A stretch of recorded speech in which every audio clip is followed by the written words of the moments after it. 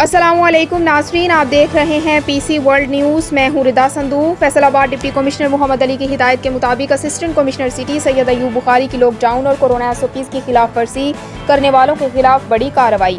हमारे नुमाइंदा खुसूसी पाकिस्तान गुलाम दस्तगीर की तफसीलात के मुताबिक assistant commissioner city Syed Ayub Bukhari की लॉकडाउन और कोरोना SOPs की खिलाफ वर्जी करने वाले के खिलाफ बड़ी कार्रवाई। केनाल रोड से मुल्हिका इलाके में दावत वलीमा का प्रोग्राम जारी था। 1000 से ज़्यादा अफराद का इज्तिमा था। असिस्टेंट कमिश्नर ने मौके पर पहुंचकर कई अफराद को गिरफ्तार कर लिया।